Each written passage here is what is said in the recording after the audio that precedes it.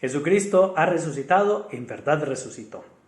Llegamos a nuestro 62º video y en él vamos a hablar del misterio pascual, pero en relación con los sacramentos. Hemos hablado muchas veces del misterio pascual, pero ahora lo vamos a abordar profundamente en su relación que tiene con cada uno de estos signos sagrados.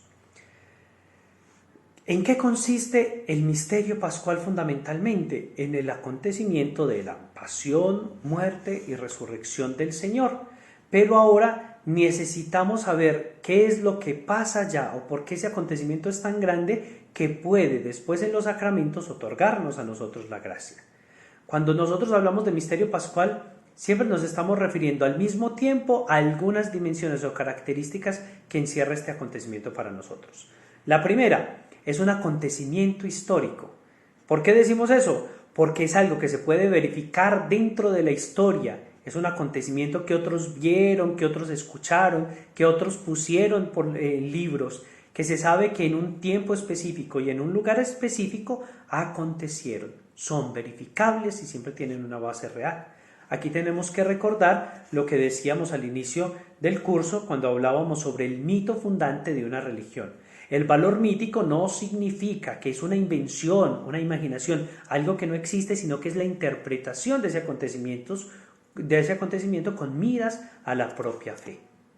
La segunda característica que tiene es que es de carácter simbólico, es decir, que permite una interpretación más allá del simple hecho cronológico de saber qué fue lo que pasó, y esa interpretación es la que nos hace ver en la cruz de Cristo todos los demás acontecimientos del Antiguo Testamento. Vemos en esa cruz el árbol de la vida que está en el libro del Génesis, vemos a Abraham sobre el monte ofreciendo a su hijo, vemos el Cordero Inmaculado que está en la Pascua, vemos el siervo de Yahvé del que hablaban los profetas. En fin, es decir, el carácter simbólico es la conexión interna de toda la historia de la salvación, de todos los acontecimientos fundamentales para nosotros contenidos en la Sagrada Escritura con el mismo Señor Jesucristo. Esa es la razón por la cual afirmamos lo que viene enseguida, que es la tercera característica, y es que el misterio pascual engloba en sí mismo toda la historia de la salvación. Tanto de la historia de la salvación pasada, la que encontramos en la Sagrada Escritura, que tiene como punto de partida la creación, porque el misterio pascual realiza una nueva creación, el pacto después del diluvio, porque allá se cumple la promesa de Dios a Noé de no volver a destruir nunca la humanidad, es más, de salvarla de esas cosas que le han llevado a la destrucción, la bendición que Dios le ofreció a todos los pueblos a través de Abraham, la liberación verdadera y profunda que en algún momento le ofreció a Moisés, pero que se cumple completamente en el misterio pascual de Cristo, el pacto de Dios con su pueblo para que ellos sean su pueblo y él pueda ser su Dios, o el reinado que le ofreció a David y que nosotros vemos que se cumple completamente en Cristo, el Hijo de David, que se sienta en su trono para reinar para siempre. En fin, cada verso del Antiguo Testamento se hace realidad en Cristo, muerto y resucitado.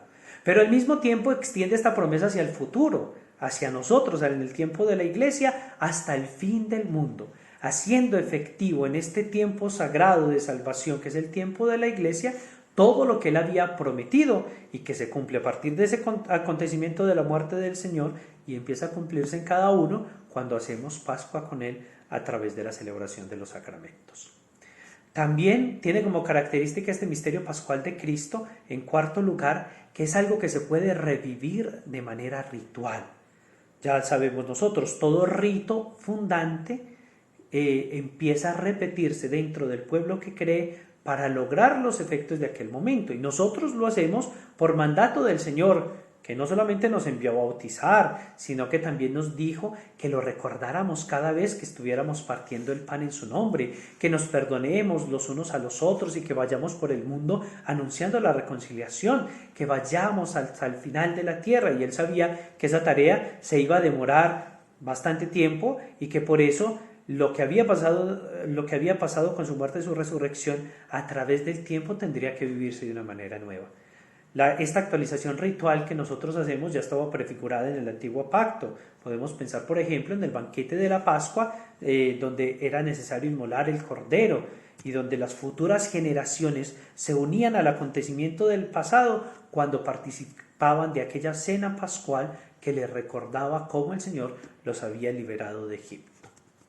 Por último, decimos como quinta característica que el misterio pascual abre las puertas de la gracia para todos los hombres.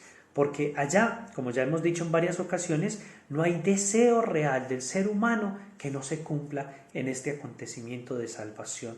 Allá encuentran solución la muerte, que es el peor de los enemigos y que sabemos nosotros que al vencerla podemos vencer cualquier otra barrera que podamos tener como seres humanos.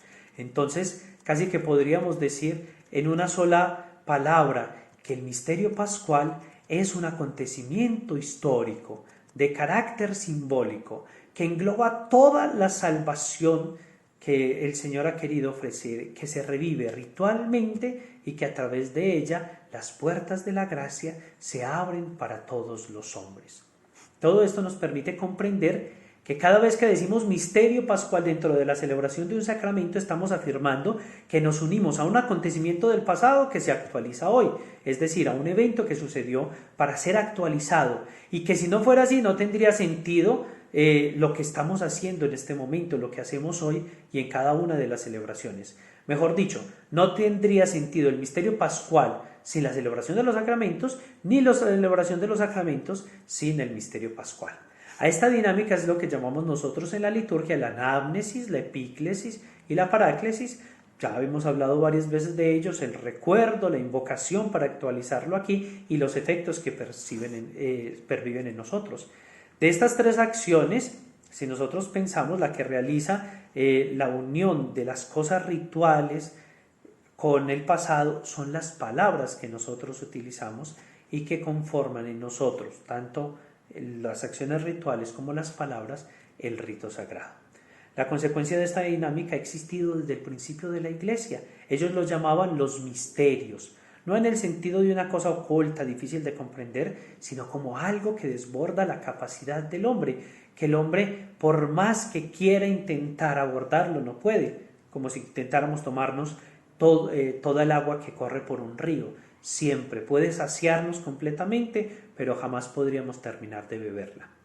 Un poco después, utilizando las palabras del lenguaje militar, se habló de que estos misterios eran un sacramento. ¿Qué era el sacramento? Era un pacto que hacía un soldado con su emperador, a través de un juramento en el que él se daba cuenta que iba a serle fiel siempre a su Señor, pero en el que nosotros nos damos cuenta al contrario, que Dios es siempre fiel con nosotros y nosotros hacemos el esfuerzo de servirlo como lo hacía el soldado.